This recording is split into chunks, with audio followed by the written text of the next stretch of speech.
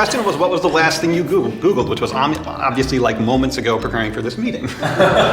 So I looked up phrase extraction and how to recognize phrases, search and recognize phrases. So was the entire quiz. I think that just makes you more responsible and like focused on work. So 2 minutes of ideas around how search might work for this particular job. The stereotype of the lone genius or the Steve Jobs in Silicon Valley is a very seductive stereotype to fall for, but it's really the exception, not the rule. The biggest accomplishments of humanity have always been really large-scale collaborative efforts, and that, I think, it continues to be the case and will continue to be the case. The logo that the visioning team created for itself is a rocket ship taking off. This rocket ship represents a group of people about to go on an exciting, probably dangerous journey into the unknown. Man in Space, the biggest news story of the year from Cape Canaveral. And on our visioning projects, we want a lot of different disciplines. We want different perspectives. We need people who are optimistic and want to take risks and are up for the journey. There is always the allure of working by yourself because you have the greatest control. When you go by yourself, you can go fast. But if you have to go far, you want to go with a group. Collaboration to me is like love. It's actually more of a verb than a thing that just exists. It's something that you have to work at. It's something that you have to probe at. It's something that you have to measure. 1, 2, 3, 4. One of my hobbies has always been salsa dancing. You can think of two partners dancing salsa as a team that has a shared goal, creating this improvisational dance together. Both have a knowledge of the structure of the dance, but not exactly what's going to happen next. There's no defined path, which is not too dissimilar from working with a product team. Really good salsa leaders adapt to their partner and adjust their lead in real time to execute those moves and keep the dance going.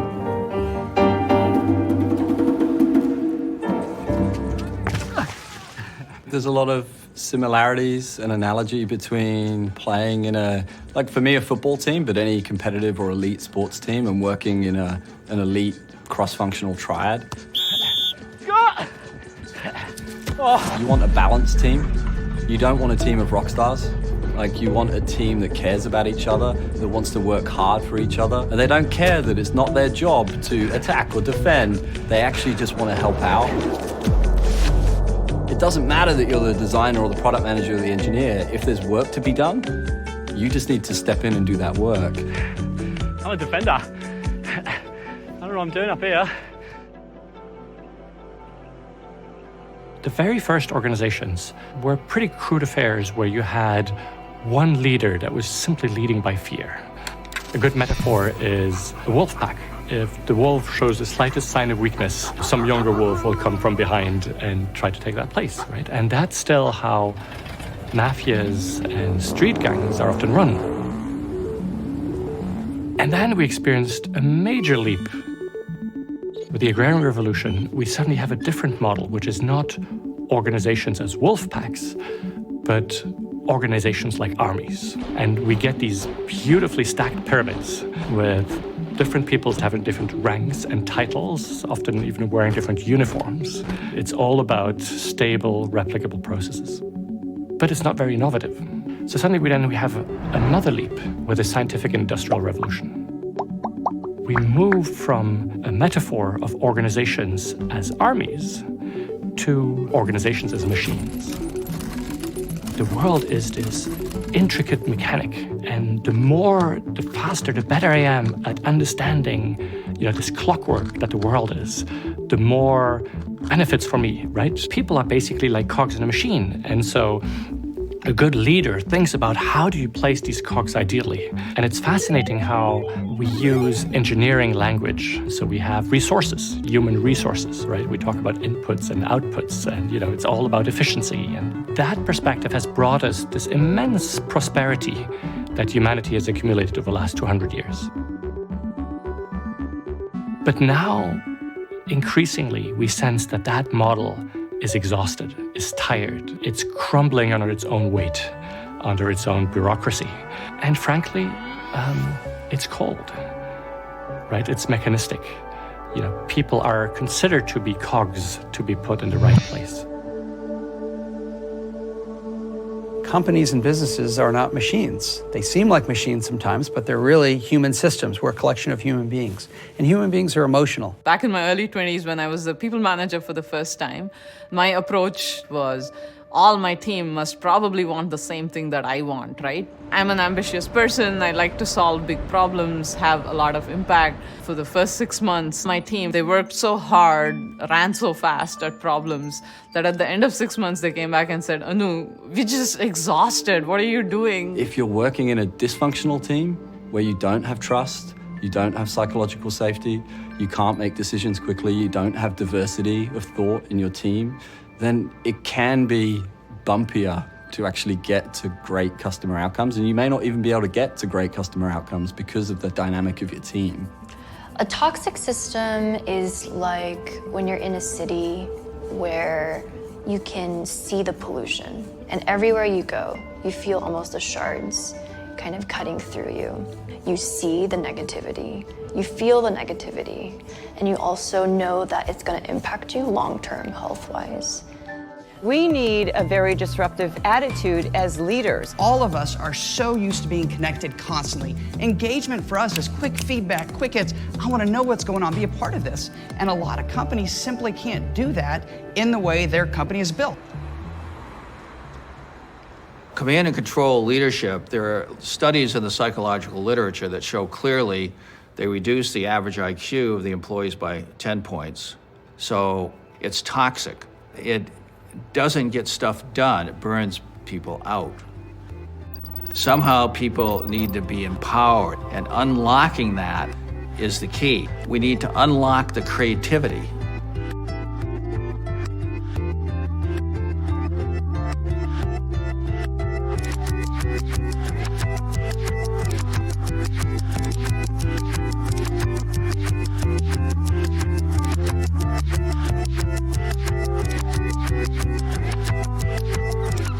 Spotify is in Stockholm, and right down the street from Spotify is a company called Crisp. Take a pill, works. And Henrik Nieberg is the lead coach. And he and I started working together in 2006. When I work with kind of more traditional companies that are very big and been around for a long time, what they're telling me is we used to be really good at waterfall style, upfront planning approaches. We were good at that, but it doesn't help anymore. Being good at it isn't enough anymore because the world is more fast moving. The first step is to getting all the specialists on one team, is so you don't have the silos. You've got everybody in one team talking every day. If you have it set up like that, then when someone gets behind, someone's in there helping them. Or when the person that's doing a critical thing needs to do it now, but is not available, another person steps in. It's exhilarating. It's like winning the Super Bowl. And stuff that he would talk about in the beginning that kind of annoyed me. He would talk about 10x improvement, and I thought that was just kind of exaggerating. I had to try to tone him down a little bit. But I've seen that myself now, and I'm like, it is 10x. It is an order of magnitude improvement that the companies can see. We've worked together constantly for the last 12 years. During part of that time, he was pulled over to Spotify to help them. They were doing Scrum, but just kind of doing it by the numbers, not collaborating. The CTO was talking a lot about how do we create something we could grow into, a structure that we can grow into. And he was emphasizing that we are a startup and we want to keep that mentality. We want to create a structure that brings out the startup kind of culture. So he says, I think that we need to change all the terms, We're not going to call you a Scrum team anymore. You're going to be a squad. A squad is a small group of people that work tightly together. They have a mission, they have a clear responsibility that they own, and they own it end to end without handoffs. And then gradually new concepts were explored, like, well, if we have cross-functional squads, that means there's going to be a back-end engineer here and a back-end engineer there, a designer here, a designer there. How do we make sure we get a consistent architecture? How do we make sure we have cross-communication? So that's where the chapters thing came about. Like, we want a back-end chapter, a front-end chapter. Because otherwise a squad can become a silo. A Scrum team can become a silo, right? If they don't talk between. But then after a while, there's a bunch of these squads. As a manager, how do I know what the heck is going on, right? If there's so many moving parts. So then the concept of a tribe was created. A group of squads that have some kind of shared mission. But what's important is that the squads are core. That's really the primary organizational unit is a squad. Everything else is just supporting. So it wasn't my model, but I helped make it visible. But then this went crazy viral, and all over the place people are talking about the Spotify model. I'm like, what is that? And they said, well, that's your video. I'm like, what?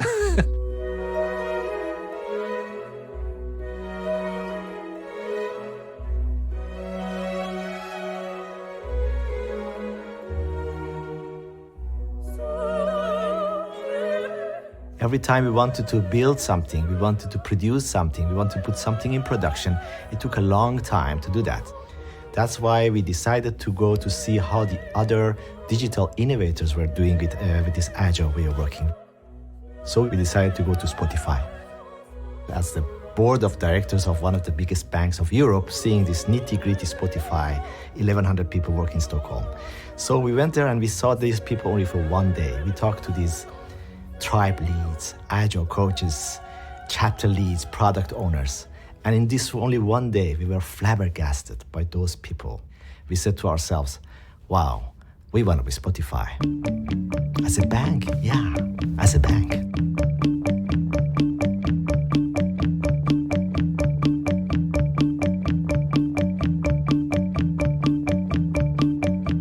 When we went through this whole agile reorganization is about more focus and being able to make more impact. We always talk about high-performing teams. And when we look at our squads, we see them having a lot of conversations, being very open and transparent, giving feedback, but also them having fun together. And it's these kind of behaviors that really make sure that the team is enjoying itself, making impact, and be high-performing.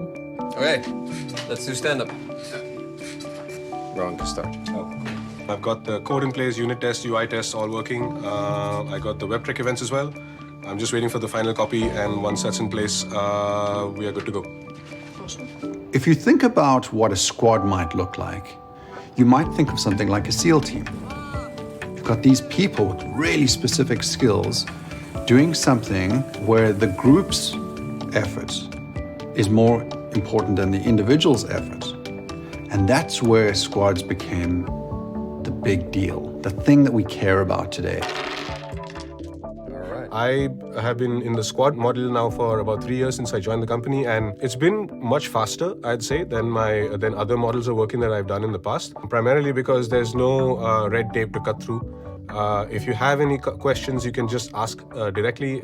If you have any feedback, or if anybody else in the squad wants to ask you any questions, they can just pop up and say, hey, do you have a couple of minutes? And get it solved pretty quickly. It suits me perfectly. Maybe some people don't like it so much, but it's a really unique experience, and I love it. I think I'm learning a lot more here in this environment. And before I was working in Spain, and we were 3 people, so it's really completely different process. We are also like a small family here. You can see how casual we are and the way we communicate with the business team. I think it's the best squad for me so far. So yeah. And we'll celebrate when we reach that point with a beer, everybody together. Nice. I'm down for that. Anybody who's doing creative work, if you really optimize for creating an environment where they're happy and they're motivated and they're having fun, those teams will solve their own problems. So yeah, it fits together. Happy teams and good products. To me, that's a positive cycle.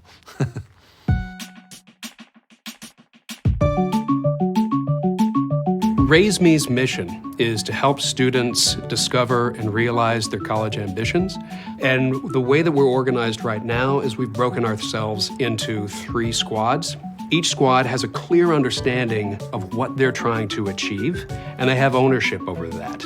Right, so initially we're doing like 1 award letter per school, and then you input, and then it's going to spit out your information, and then we're going to move towards being able to compare simultaneously to the award letters. I worked at it was like an internship at a larger company. Definitely felt more siloed. Like I communicated with 2 other people.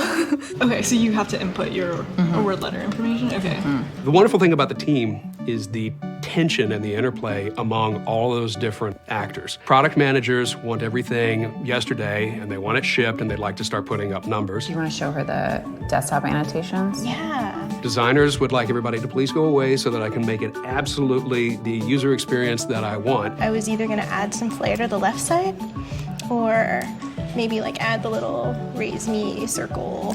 And engineers would like as much time as possible so that they build it right. Oh yeah, can we have like nice delay and like a scroll to like, yeah, we can do that. I'm biased because I prefer to sit with the rest of the team instead of just siloed off with designers.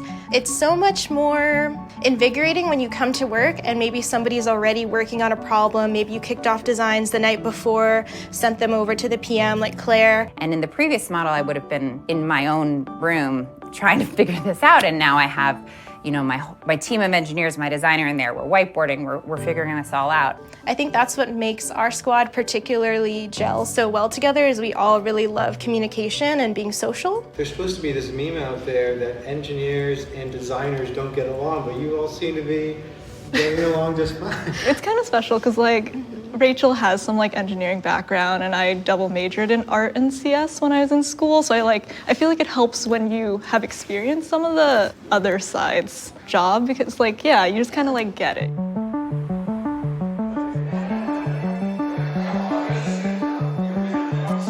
I've been doing user experience design since before it was called user experience. This particular workshop is really about how you get cross-functional teams together to do the design process. Today we're going to do this, then this, then this. We're living in an age in which being nimble, being agile is a survival skill. And that's why learning how to work cross-functionally so that you can get things out the door faster is becoming a business critical skill. As you're listening, we're going to capture everything you're hearing on sticky notes. So as you guys are doing this together, you're collecting data that you will then be able to start to analyze and synthesize. So if you walk into an organization that's going through like an agile transformation or is trying to figure out how to like get design thinking, odds are you're gonna see a sticky note explosion on their walls. It's almost a little bit of a joke at this point because it's so prevalent, but there's a really good reason for it. So our next step is going to be to look at your sticky notes and start to find the pieces of data that kind of go together because they're about the same thing. You put ideas out on the wall, you stand in front of them together. Once it's out there, you can really work with it and create a physical, visual thing to interact with. But the truth of the matter is, fewer and fewer teams are going to have the luxury of that co-location. So it's just going to mean we all have to know how to do this digitally in a distributed fashion. The great news is I think the tools are catching up with that, actually. There's a lot of really great enabling tools that make it as though you are shoulder to shoulder for sketching out quickly digitally, for piling ideas on top of each other, for sharing ideas back and forth. We will all get better at doing this digitally.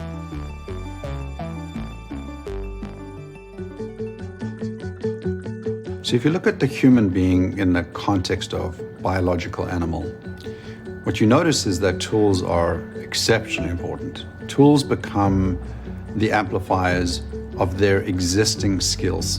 They can see, they can throw, they can pick up. The tool allows them to do that better. With technology, robots, machines, AI being able to do any linear, rote, repeatable process very easily, you don't need human intervention as much to do that kind of work. You want humans and teams of humans to be working on creative work that's stitching a lot of things together and generating new value from connections. I think the tools that work the best allow collaboration across functions because you get this generational loss every time otherwise. Well, let me convert this into a JPEG so I can send it into PDF because you can't open the other. And that's like a nightmare. For me, the tools that are going to win out, beyond just being the best design tools or the best coding tools, are ones that are going to be inherently portable. The main thing that I think the advancement in tools brings us is greater transparency, greater speed at decision making, and just greater autonomy just to focus on the work.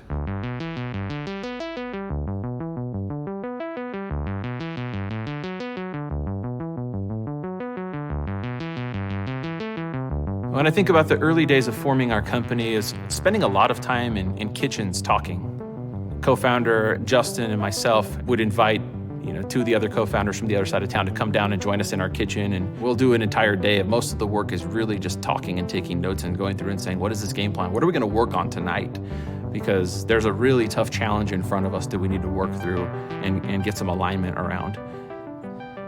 Honestly, until we kind of came across the squad model, we were just improvising what felt right for our team. Once we had this team scale where we had all these different disciplines and all these different personalities and we had to synchronize them, that was when we realized that we needed squads.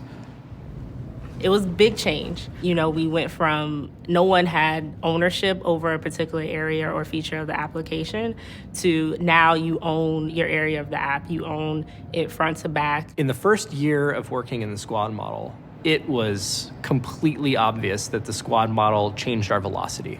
There's plenty of things that leadership is involved in. There's plenty of direction that leadership gives and sets.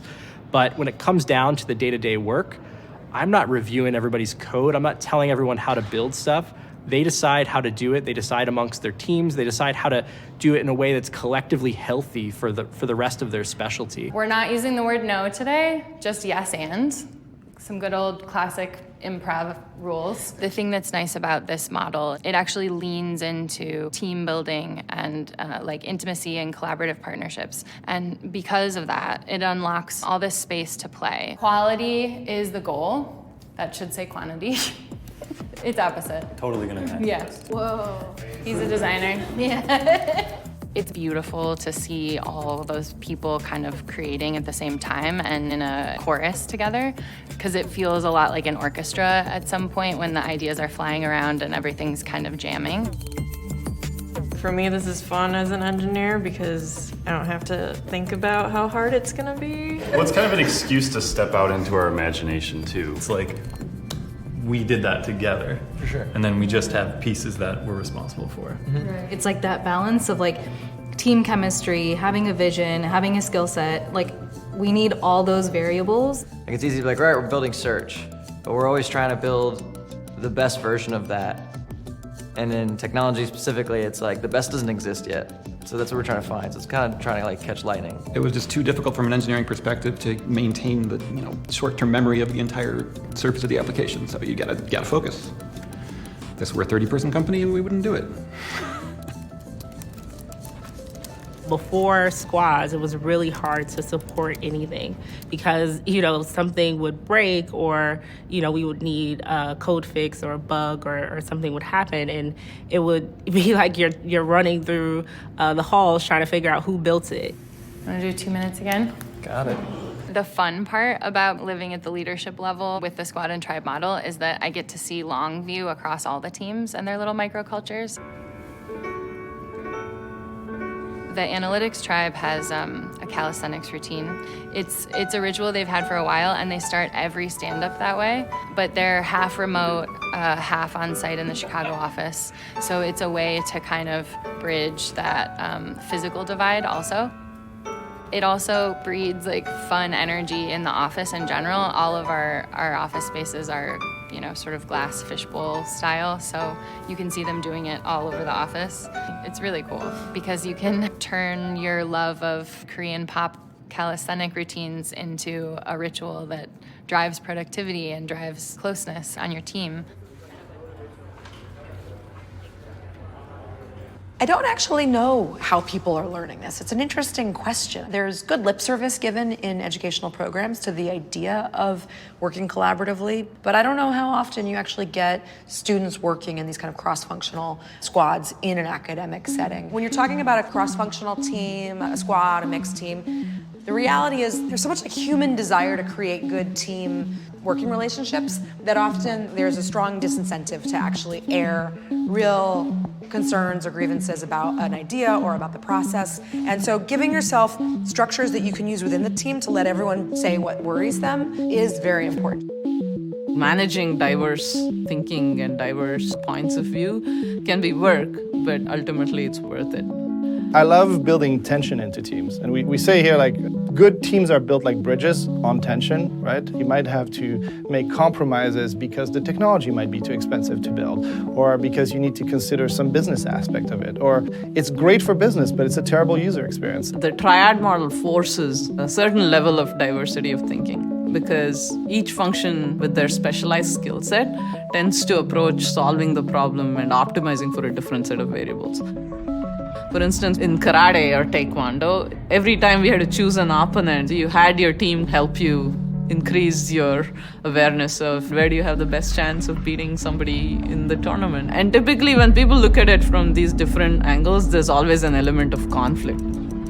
But invariably it results in an argument or results in a discussion that furthers all of our understanding of the problem. And so letting that tension surface, hearing people out, and then making a decision really quickly rather than letting it turn into some sort of gladiatorial fight, that accountability and that tension can actually be really productive.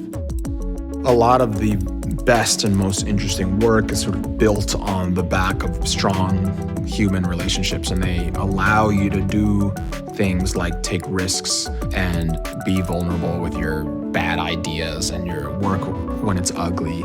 It generates psychological safety so you can feel good expressing dissent or a different idea without feeling like you're attacking someone or in conflict. So this ability to sort of manage yourself and your emotional state and work with other people and build these connected relationships are actually what enable all of this other great work to happen. And it's not really something people talk about, mostly because I think it's hard to describe and quantify and maybe doesn't make as compelling a story.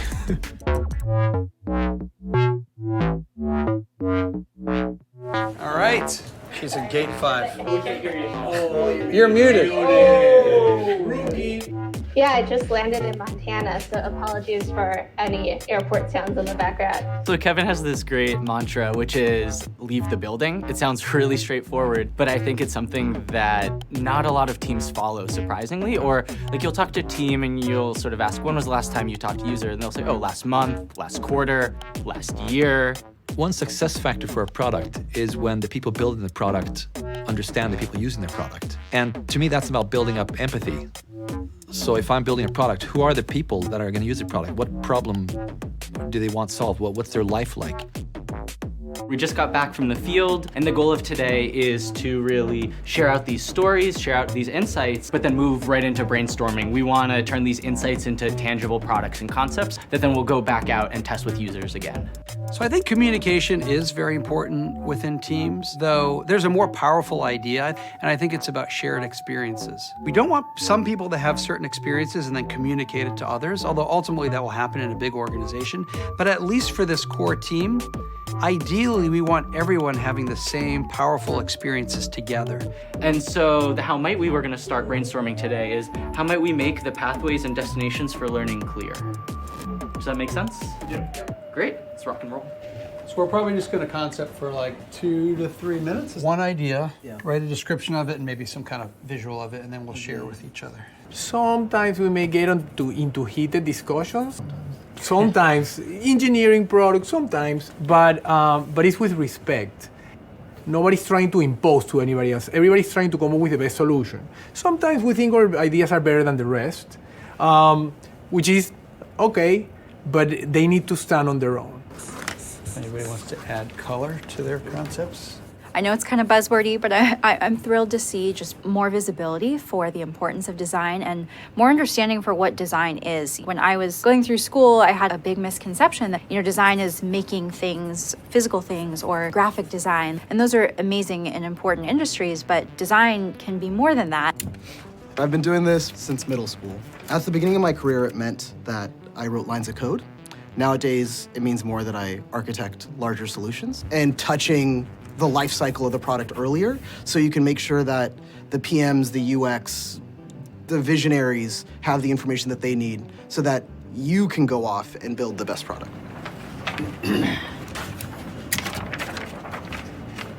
Okay, so my concept is called Build a Career. This idea is just about really personalizing the path for them. And on Friday, we had a terrible user research session. Like the participants were wonderful, but our designs got torn apart. I've never seen our designs so poorly torn apart. And we were leaving the session, and one of our participants was like, oh, we're so sorry. We hope you don't feel bad. And I'm like, no, this is great. This is the best. This is the best part of my week, because what I know now is what not to do. We have everyone in the room with us listening to this feedback. So it's not just me telling an anecdote to the engineer of, oh, a user said this. The engineer's listening into the session. They can hear it for themselves and they can empathize and say, oh, I remember when the user said this. Seeing these teams in action, it looks like dance, it looks like performance, it looks like somebody who's just in the moment, but it doesn't happen accidentally. Taking a step back, the big open question with all of this is how do we display such a thing to users? Now we've got new organizations that are starting in that agile age saying, wow, we can build cross-functional autonomous teams from day one. Welcome to Anything, guys. Here's our permanent guests who we're subletting to. We were featured as one of the 100 most promising startups in Europe. Obviously, my mom got really proud until she realized they misspelled my name. I mean, it has Elon on the front page, so we're proud to be in the same edition. Here's some swag. It's sort of mandatory once you get VC funded. One mindset that we are trying to push is to experiment in very, very small iterations, right? Don't try to come up with these humongous, like, big projects which are doomed to fail. And that's actually something that I really took away from my time at Spotify. They had a catchphrase back then called think it, build it, ship it, tweak it. Okay, so should I duplicate it now? No, it's fine for now. No, it's fine. One of the things that you realize quite often in a small company that is expected to do big company stuff is that, okay, so I need this resource, but we don't have it in place. So who is the most suitable to learn this new area which no one knows about? So while we can, we actually really try to keep things as flat as possible without needing to introduce a lot of processes, hierarchies, organizational overhead. Ultimately, everybody needs to take responsibility, and that can mean nobody absorbs that responsibility. And what you want to get to is where everybody feels and absorbs that responsibility, but it's very easy to get to the other end of the spectrum if you're not really careful about how you do things. Common question now when you're looking in the customer success, kind of the conversation you're having, they're asking, if I want to be rid of this in 6 months, what should I pay? The reason that this works, in my opinion, is because it's so simple. It is the most simple, but it's not just like how much you want to pay, like how much do you want to save? We started this off sitting in a cafe, the three of us. We had nothing to lose, we only had to gain. And we can never be as autonomous for real as we were that day, but we can work very hard to create that for the others in our organization. Why don't we take it back a step and say, like, what do you want to focus on? Pay the minimum, save the most. Once again, it's the control behavior, just feeling that you have some kind of control. Yeah. So the more we just give them a simple answer, the more they're going to use us. What stands out at you as kind of key things that are most applicable right away for fostering better collaboration in your team environments? Key takeaway I got here was there's different ways to get everybody involved in terms of like, okay, I know that there are introverts and extroverts on my team, and how do I create that inclusive environment for idea generation? Because sometimes people are scared to collaborate if it's like, oh, maybe my idea is stupid, right? Getting together as a group and doing things like getting into the minds of users and figuring out like why are we addressing certain problems. I think it helps the entire group and the team to realize like why we're here and why we come to work every day. We're always talking about empathy for our users, but we sometimes forget about empathy for one another. But really understanding those different perspectives and allowing everyone to bring that lens to the process, it just makes collaboration that much more effective. It's a profound sort of historical shift that we're undergoing, where we're starting to see old hierarchies dismantle. All of the founders or leaders of some of these really leading edge organizations use a different metaphor. They say, our organization isn't a machine. Our organization is a living organism. Sometimes there is no longer any classical hierarchy, no longer any pyramid. And that sounds crazy, right? It's really hard to wrap our head around this because humanity has known hierarchy in a pyramid for the last few thousand years. And if you look at all the complex systems out there in the world, whether it's an ecosystem like a forest, whether it's your brain, the whole system is alive and is constantly adapting and morphing. So if we're seeing hierarchy increasingly challenged, it's simply because hierarchy cannot cope with the kind of complexity and speed and uncertainty that we're dealing with in our times.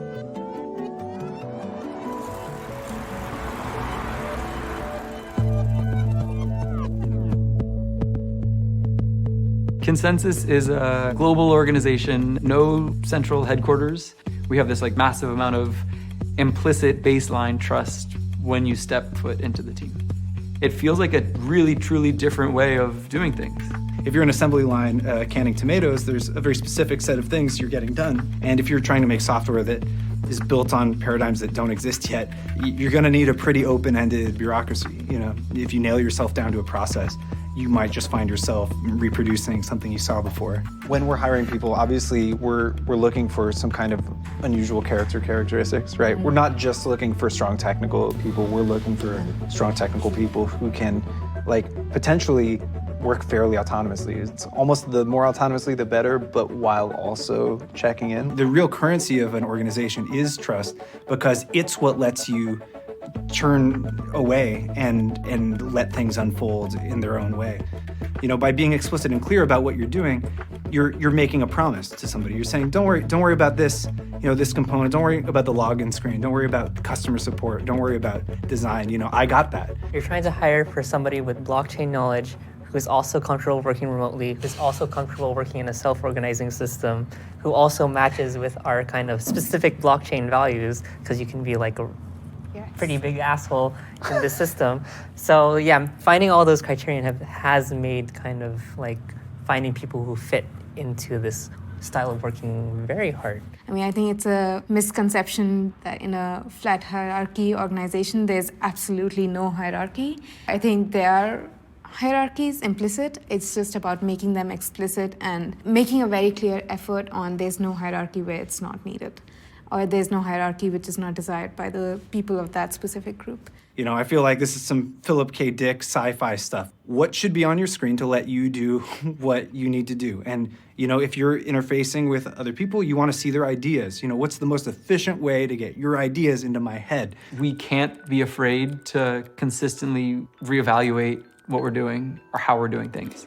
Making sure that we're constantly trying to reassess the status quo and look critically at the way that we're doing things so that we can evolve into the next chapter of doing things. But it takes a lot of like courage and actual effort to like modify your process over and over again.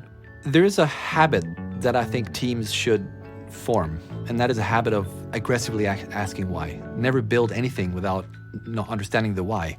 And when they do that, that does something fantastic with the culture, because people are thinking about why. Then they're more likely to build a better product, or not build stuff that people don't need, or not have meetings that aren't needed, or not fill in reports that nobody's going to read. As leaders, as people that build products, as people that run companies, really collaboration is something that every leader has to think about and be conscious about how we foster that within each of our teams. There's tools and practices and things that can help you foster collaboration, but ultimately it's really a human thing. We have to figure out how to work better together, because the command and control top-down organizations, it may work great for running armies, but it's clearly not great for, retaining the ice caps. We have to shake it up. We have to try a different way of working together. The way people work has changed.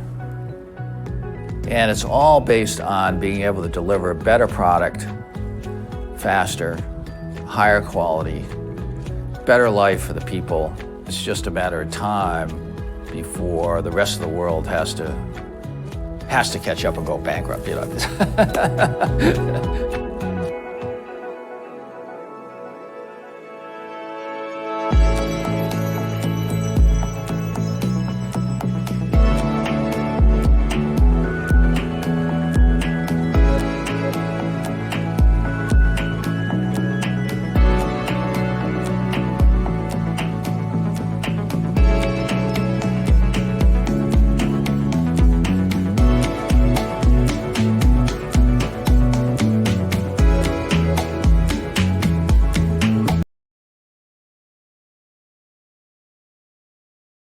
Hello everyone. Thank you so much for watching. I'm going to invite Jeff and JJ to turn on their screens, and we will get this party started. Hello, Jeff.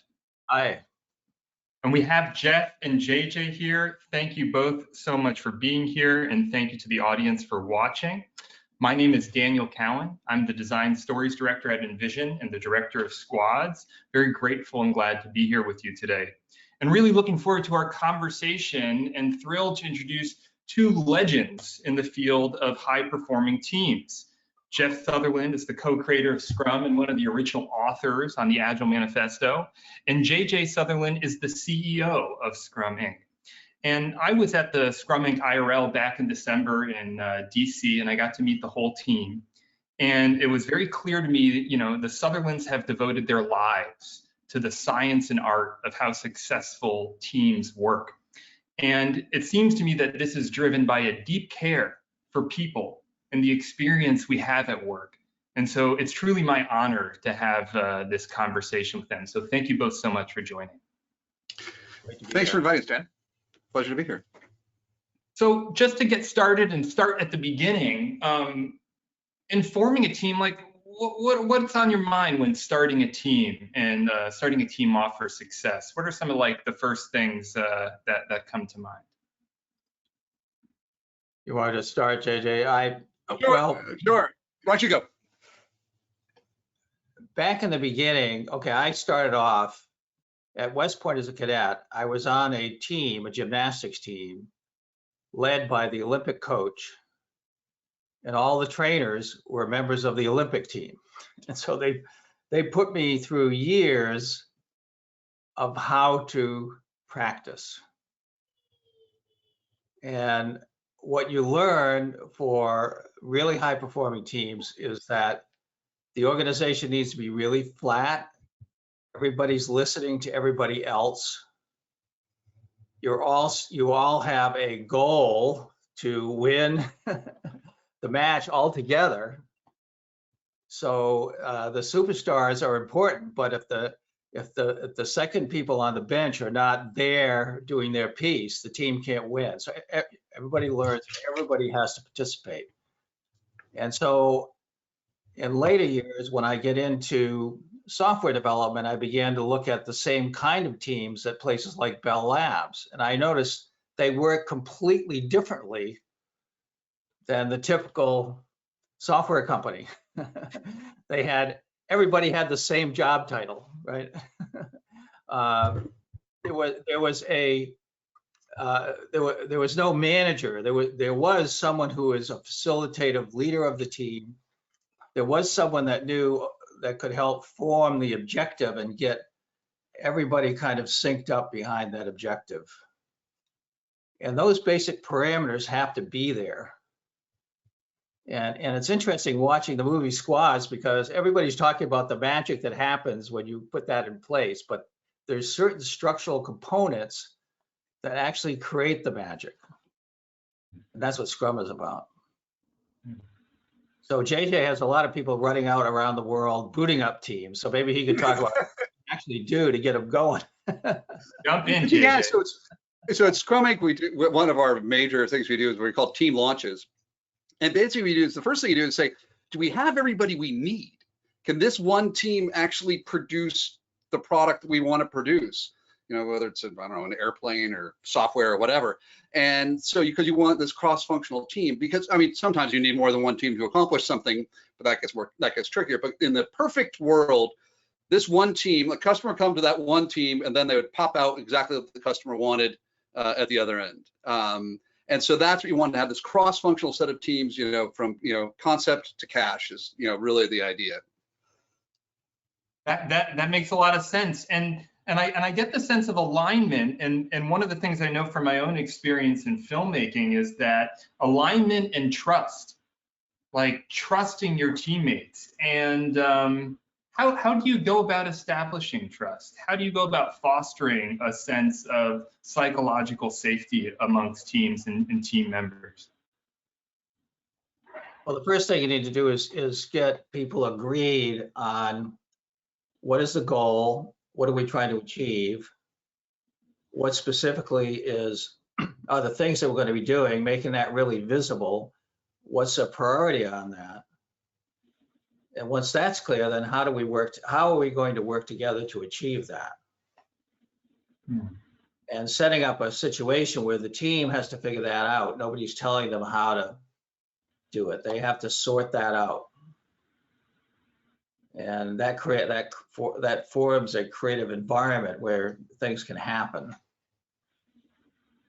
Yeah, I think that what it reminds me of is one of the consultants at Scrum, this guy named Avi. He created this thing called a team working agreement canvas. You can go get it from the Scrum website. It's on our blog. But what it does is it says, okay, how are our events going to be? What are we going to celebrate? What is the superpowers? What are our weaknesses? How are we going to resolve conflict when we get to conflict? How are we going to do this? And so everyone agrees. It's always easier to agree that kind of stuff when you're in a good mood. And everyone agrees. And then when someone violates the agreement, say, well, we all agreed to treat each other with respect. We all agreed that we would use data instead of emotion. We all, or if there is a conflict, we would give direct feedback, but bring in the Scrum Master to do it. So having, at Scrum we found that, just having them work through some of that stuff at the very beginning just makes it a lot easier. Establishing shared rules, shared guidelines. Yeah, and those vary from team to team.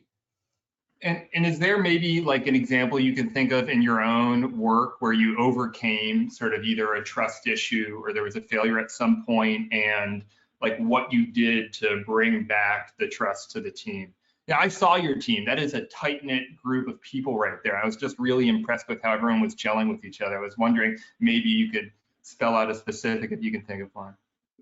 Sure. So this thing, just a couple weeks ago, we were having a leadership meeting, which we would have done like an offsite or something if we had done it before, and a disagreement occurred of perspective between me and Avi, actually, the guy I was just talking about, one of our principals at Scrum. He's like one of the the most, and so and we got it to a point where we actually yelled at each other.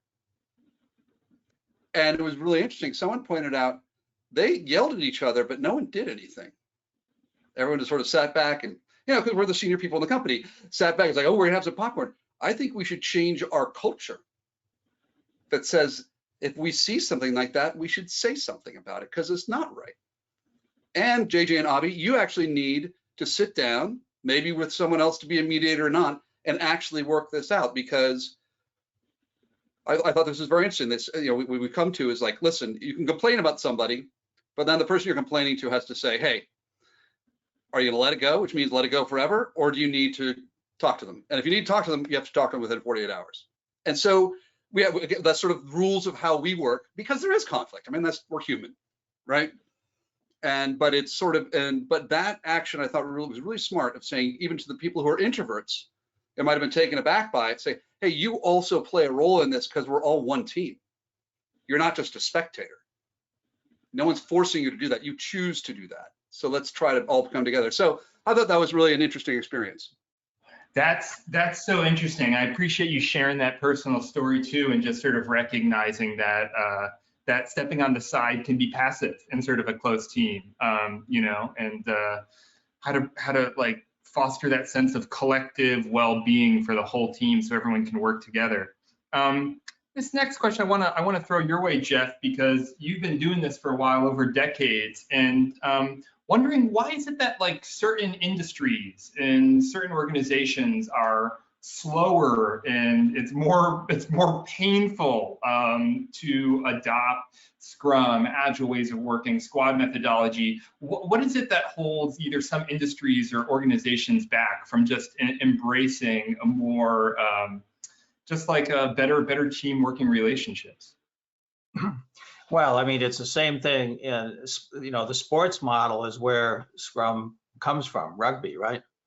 So how come some teams win the World Cup and other teams lose most of their games? They haven't built a mindset that allows them to collaborate. And particularly in today's world, when things are moving faster and faster, we know we need more collaboration. Why would a company have a hierarchical waterfall style of management that keeps everybody siloed and not working together? Why would they do that? Yeah, I mean, I think I was just pulling up something here. The reason I'm looking away is something from one of our customers that we developed, when Scrum was working with them. And they said there are 4 reasons why, and this is a big institution, 50,000 people or so, very traditional, no software development at all. This is they do something totally different.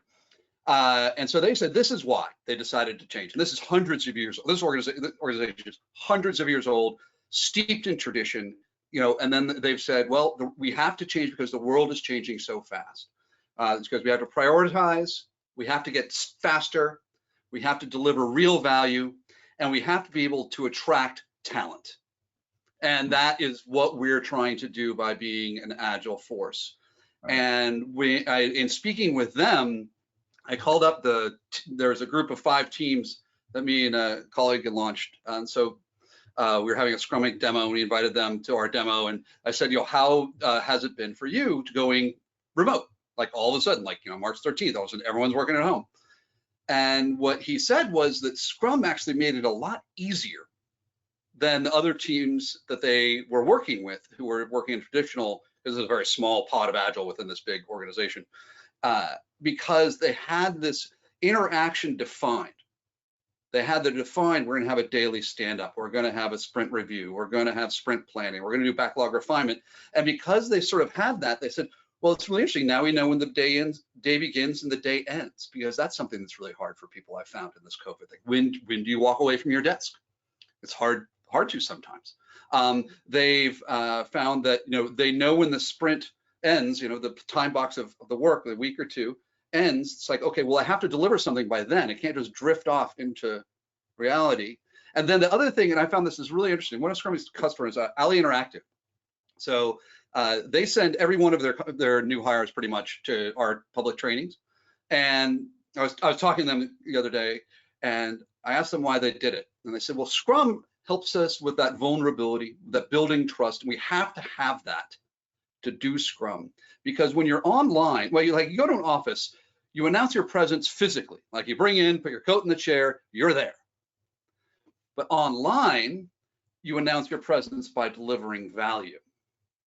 And that actually is a real interesting thing for people. So if people are atomized, it can be really hard to get anything done, because who's working on what? What's all the rework we have to do? Oh, did Jim file that, or Sally, or I thought you were working on that. I was supposed to be working on that. And the Scrum framework, sort of gives an umbrella that really addresses some of the issues that are very hard. We're working with a lot of clients right now, or not just with Scrum. There's like, just how do we do remote teams whatsoever? And Scrum really helps, because people are sort of spinning off. And I mean, I've talked to people, it's like, I'm really lonely, or I'm an extrovert and I'm caught inside. And how do you manage that and help people through something like this, which is just insane. Yeah, and let's talk about the state of the world right now. Envision's been a fully remote, fully distributed company from day one, and so we've had a lot of experience with this sort of thing. A lot of our customers are coming to us wanting to have conversations about how remote collaboration happens. And it sounds like Scrum Inc. made a seamless transition. You were telling me just before. I know you have employees around the world, right? Yeah, we have employees around the world. And what happened, I was like the Saturday before everything, March 10th, 11th, whatever it was. And we had a public class, because at Scrum Inc. we do like these public, like people can sign up as individuals and come, and it's like 50 people in a room. Don't want to do that in the time of COVID. And that was on that Tuesday, and we'd never done a virtual course. And I called up the product owner of the public class, and Jeff taught that course completely virtual on Tuesday. And so now we've been doing week-long team launches. We do all this training, like I'm doing. Jeff and I are both doing courses next week, and it's completely virtual. And I actually have come to like, because there's certain things that are better than doing. I mean, there's certain things in person really gets you. But there's certain things that are actually better in the virtual space of capturing artifacts, of, everyone's sort of, they're not as distracted. You can really get conversations. So I don't know, I like it. And that's what I've been telling all our trainers at Scrum Inc. is just sort of saying, I know you all really mastered the physical in-person training. You have the performance down, you're good at it. You know your beat and your line, you laugh here. I get it. But I want you constantly be thinking about what's better about doing virtual training, because we're going to be doing it. I don't know, when are you going to feel getting in a room with 50 strangers? And that'll be a long time, I think. Yeah. So Jeff, please. It was actually fairly easy for us. So like I'm on a team at Scrum Inc. and I'm always in a remote, my daily meeting, I'm always remote. So when COVID happened, then it wasn't any different for me. And that was true for many members of many of the teams at Scrum Inc. So it was a natural way of working. Yeah, only about a third of our people actually we had office space in Cambridge. Everyone else is remote. And what have you noticed? What has gone smoother? What is facilitated better? Like what changes do you think to the way you work have shown to be good for you? I think it's easier in the online training. This is not just online training where you watch a video. This is online, real face-to-face training, but it's online. It's easier to communicate a concept because I think there's a lot of people in my family, including JJ, that have spent years in radio, and they tell me, on the radio, you're only talking to one person. It's the person sitting in the car in the driveway, right? It's a much more personal communication, and there's no distractions for them. They can listen totally to you, and you get some of that same effect with a remote training.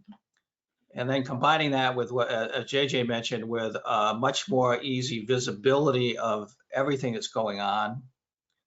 I think there are advantages to the online training, and some of our customers are saying we're starting to get better results with the online training than we did face-to-face, because there's so many distractions when you get 50 people in a room, you know? Yeah. You know, one of the things I really appreciate about both of you and the way you speak is it seems to always come back to the human experience. It's like, how is this person feeling about themselves and their contribution going into work day after day after day? And obviously, taking that into account leads to phenomenal results for the companies and organizations, but that's sort of like, it really seems like a core attribute. And so taking that human experience into mind, how do you measure sort of a team health? If you were a diagnostician and you're taking the pulse of a team, like what are the things that you're looking at to sort of determine like this is a healthy, well operating team, or maybe there's some signs that it's on us? One of the things that we started years ago, and we're still doing, I think, on all the teams, JJ, you'll have to say, but I know my team, every retrospective, we do weekly spreads. It starts with a happiness metric. How happy are you with your job? How happy are you with the company? And how happy are you with the team? And why? And when everybody gets that on the table, then we say, okay, what would make the whole team happier the next sprint? And we figure that out, and then we're going to implement that. And we do that week after week after week. And so the health of the team just gets better and better, because you're constantly working on it, talking about it, and moving it forward. And if you're doing it for a bunch of teams, like you're coming, you want to say, okay, is this group, doing well agilely? And you can talk this. We sort of, what we do is we sort of have an agile analyst tool. Like, okay, how agile are you? And where are your weaknesses? Where are your strengths? What can you do? And it's sort of like a heat map of different places in your organization. And people are usually pretty honest. And what you do is, again, one of the real crucial things, and this is, also you can do virtually, is getting all the work to be visible. Now, in a way, I prefer Post-its on a poster board because I'm a physical person. But of course, I have an electronic, Trello tool, and you make the state of the teams visible as well. But you have to have that trust. Hey, our team, our product owner is not really doing a great job, or we're not doing this pattern well. Can we get better? And you sort of have the team sort of rate themselves, and it's usually pretty decent. And it's really concentrating on, are we hitting our goals of agility, which happiness is part of it? Because work doesn't have to suck. I've had jobs that suck, right? You go in, what are you doing? You don't know why. Your boss is really abusive. Oh God, this one boss, like the only person I've ever sat down, this is like 25 years ago, I've ever sat down and thought, how would I kill them? This horrible, like I've had that kind of experience. And it doesn't have to be that way. And what It does. And one of the reasons I love the work we do at Scrum Inc. is that that's the real thing. It's helping people. Like it gets better products, it gets faster products, gets more innovative products. Because, you know, listen, we work for businesses. They need to make money. They need to do something. But it's helping the people. I think Jeff and I have both had the experience of people coming up to us in tears and like asking us to sign our book, the first book, Art of Doing Twice the Work in Half the Time, and saying, thank you, you saved my life. Scrum saved my life. And that to me, it's like amazing. And you know, we had nothing to, you know, they just read the book and did something. And it was reminded, so in my latest book, or in the book on this, I found this study in one of the medical journals. And by this, it was totally crazy study. So they got like 800, 900 people together, and they had them rate on like 12 different dimensions. How connected were they to other people? Like, were they married? Did they have good marriage? Did they see friends? Did they see their relatives? Were they members of a church group? Were they members of a non-religious, you know, all that kind of stuff. And then, so they had everyone rate themselves on that. And then they exposed them all to the cold virus, a coronavirus actually. And the ones who were the most connected were the least likely to get sick. And so Dr. Cohen is the gentleman who was the lead author in the study, sort of said, well, let's go in. What does these social connections give you? Like, why are you more healthy? Like, what is the things that drive health? And what it is it's a sense of safety. People will come to help me, even, you know, if I need help. Like, I know I can rely on other people. And what's interesting, some of the research on that, even if you don't ask for help, having that sense of safety, knowing that the help is there, helps you. A sense of belonging. I'm part of something. I'm not an isolated, atomized individual. A self-worth, because humans, like humanity sort of exists in conversation between people. And that's where we get our sense of self-worth, because we're contributing to other people. And we have a sense of purpose, was the last one. So I thought that was just fascinating, that there's actually medical research on the connection. I was actually, today, I was writing something today, and I remembered, let me see if I can find it real quick, because I think it's still up. Yeah, so I remembered this quote by E.M. Forster. He's the guy who wrote, oh God, where is it? Come on, sorry. Talk amongst yourselves for a second, but this is a great quote. Is he a room with a view, one of those? Yes, it's, come on, here we go. Sorry to waste time here. But it's really Maybe, great well, quote. It'll be worth it. Just mention that one of the things that JJ does really well, you know, we have a set of values in Scrum: openness, respect for people, courage, focus, and commitment. And every once in a while, you'll have a person in the organization that will act out. Now, most of the time, the team will work with that. But if the team doesn't, then the leadership of the company needs to, you know, have a talk with the person that's causing the problem and saying, you know, that is behavior that doesn't fit with the values. So you need to decide whether you want to live in this value system or you want to live someplace else outside the company. JJ is very good at making that clear to people, and that solves a lot of problems with the leadership. Creates a level playing field and making sure the players are all playing ball. Yeah, the role of leadership is incredibly important, and that's really Scrum Inc. where we start. So I found the quote. So it's by E.M. Forster. He's a 19th century author, or the early 20th century. And so he wrote the book Howard's End, which was made into an Academy Award-winning movie by Merchant Ivory back in the 80s, 90s, whenever it was made. And one of the quotes, and I've used this quote before when I had a talk show in Boston in the 90s called The Connection, was the name of the talk show. And that name came partially from this quote from E.M. Forster, which reads, "Only connect." That was the whole of her sermon. Only connect the prose and the passion, and both will be exalted, and human love will be seen at its height. Live in fragments no longer. It sounds utopian. Live in fragments no longer. That's pretty. I was also going to ask you on record if you say great teamworks will provide immunity from, you know, any sort of seasonal virus. I'm not going to make any sort of health claim. That was the medical study, yeah. But, you know, one of the things about great teams, and particularly the Olympic team that I was associated with, and I am even today the captain of the current gymnastics team at West Point, has put every alumni and current team member on teams, and we're all working out, and we have points at a scoreboard. So we're still doing it, 50 years later. And when he put that message out, I thought, if I join that team, they are going to lift me up, because I am going to do stuff that would have been impossible. And that is happening. I mean, you just start to figure out, okay, how can I add points to my team? And the coach of the gymnastics team is also on my team. So I see his numbers every day. I see the guy next to me that's a current gymnast. He's doing 200 push-ups every day, 400 sit-ups, 10 handstand push-ups. You blow past him though, Jeff.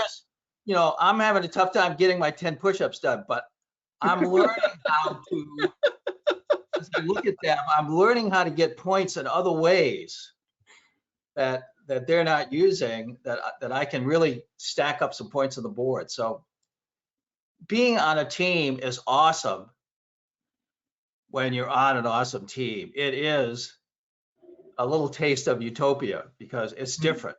And so that's what I've always tried to create from the very beginning with Scrum, the opportunity for people to be in an environment that is really different, in the sense that it's raising everybody up beyond where they thought they could be. Yeah. And what Scrum does, and what our training provides, is we give a frame, because I mean, we've all had those teams which are just awesome, like the gymnastics team. But we've all had a team like that in our lives, right? We've had some occurrence. Like I remember that talk show team was just amazing. And what Scrum does is and what Agile does, and what the squads model that your movie's about, is it gives a framework to try to make every team like that team, the best team. Now, does it work with every single team? Of course not. But it gives it a framework and a chance to become that team. Yeah. And I want to ask now, because it's a really important topic here, is that I know Scrum began for engineers, but it is since now Scrum is applicable to all sorts of teams and teamwork and modeling in any sort of industry. But I wanted to ask about cross-functional teamwork in particular. That seems to be one of the hardest, stickiest moments, whether it's designer to developer handoff, or the role of the product manager, and that varies from company and organization to company. And it's like, what have you learned that really sort of fosters cross-functional success? How do you get everyone to speak the same language when their disciplines have trained them to speak different languages? Well, you gotta, we teach the patterns that have been proven over and over again to generate higher performance. And one of them is swarming. So, swarming is multiple people working together on one thing to get it done. And that means everybody has to help each other out with whatever they can deliver to the piece. So getting people to try that, when they try it, they'll notice that the production immediately goes up. Immediately. I think that was even mentioned in the movie.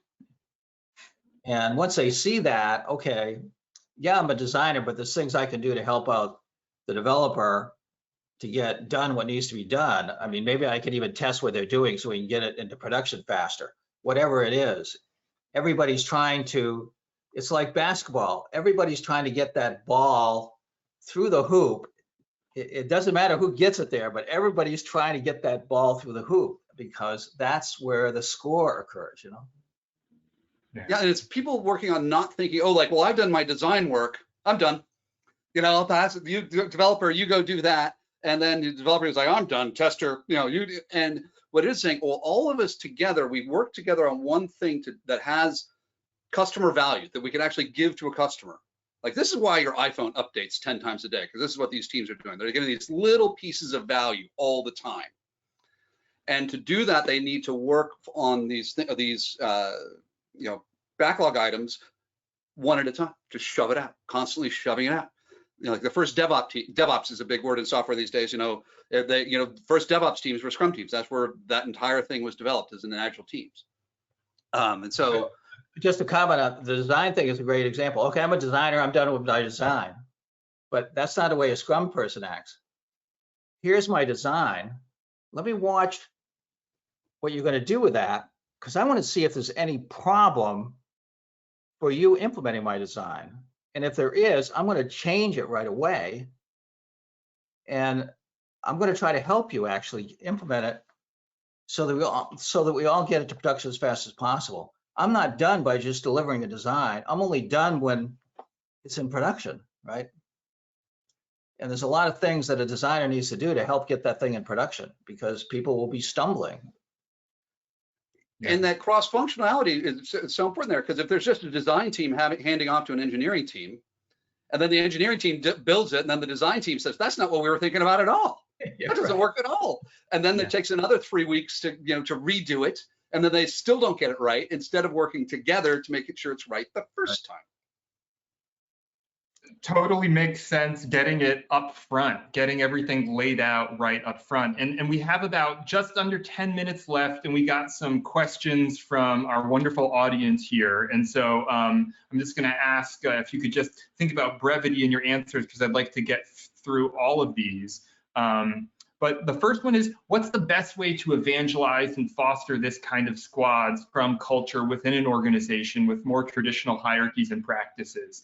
So basically, like when you're facing an immovable object, how do you start to create change in an organization that's resisting it? Don't ask for permission.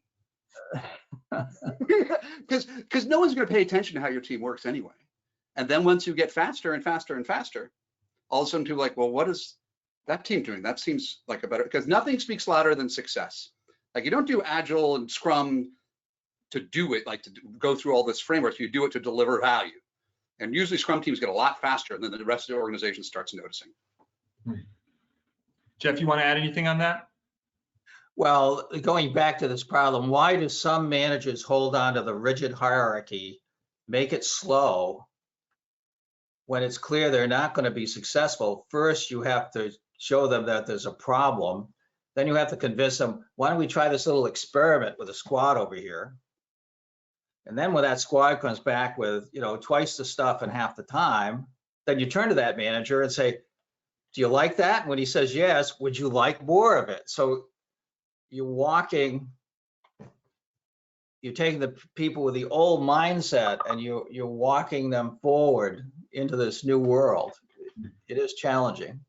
Yeah, and we're lucky because we're consultants and trainers at Scrum, so we actually start interacting at the leadership level, and that makes, so like my class next week, I have a one-star general coming to it, and it's like, hey, because he's sort of, yeah, she's interested, and she's like, oh, and I was like, come take the class, see what you think, and then we can flip them. It gets a lot easier.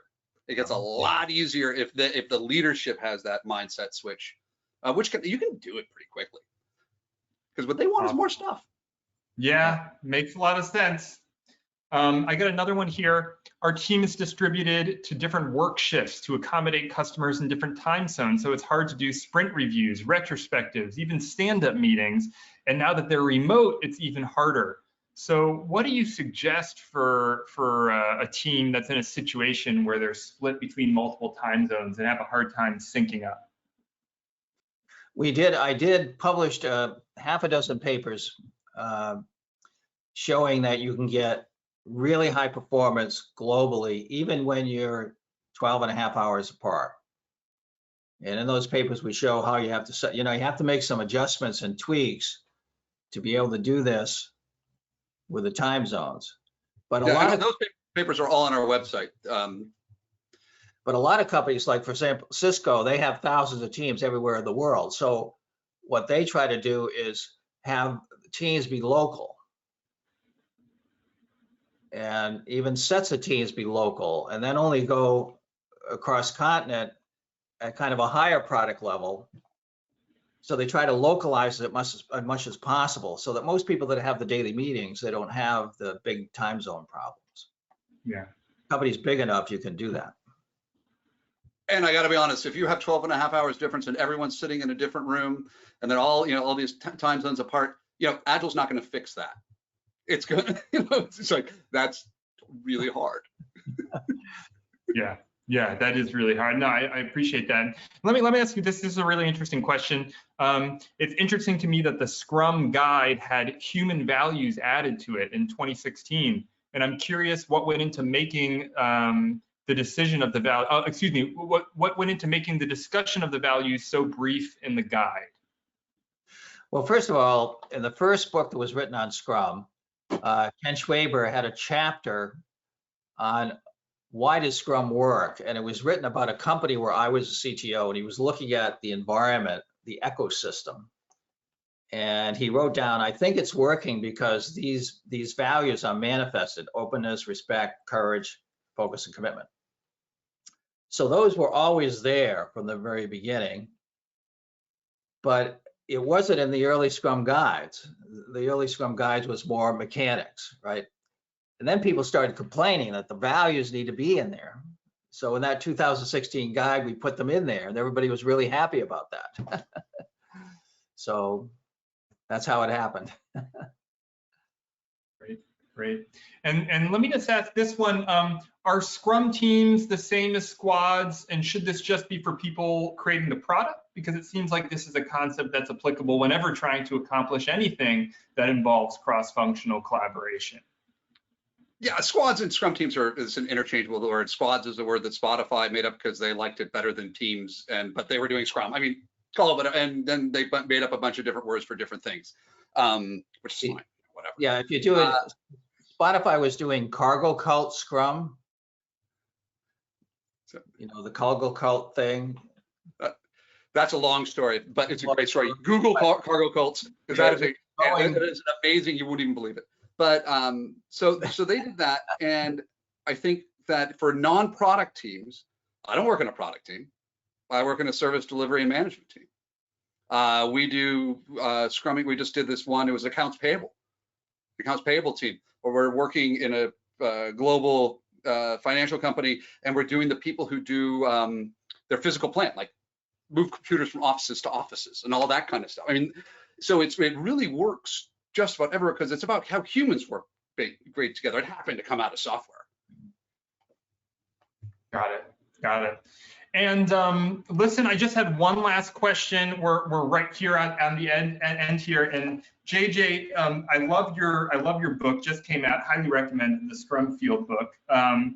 And just in that opening intro, you said in the dedication for insisting the book's bedrock be joy.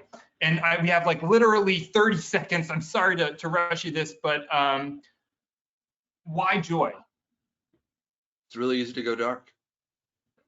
It's really easy to go dark. And it's an effort to welcome joy. And that is my wife, Veronica.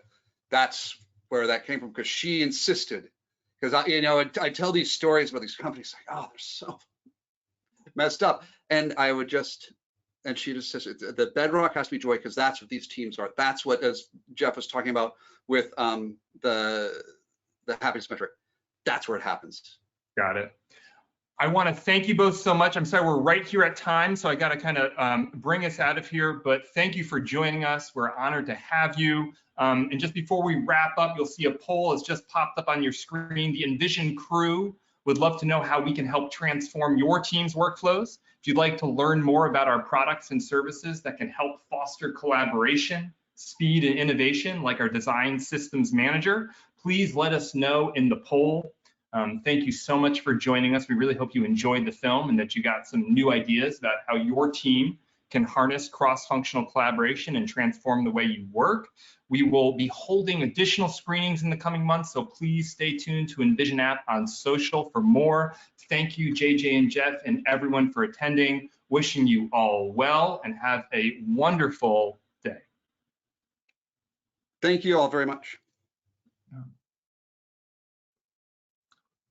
Appreciate it. Take care, everyone. Okay. Bye.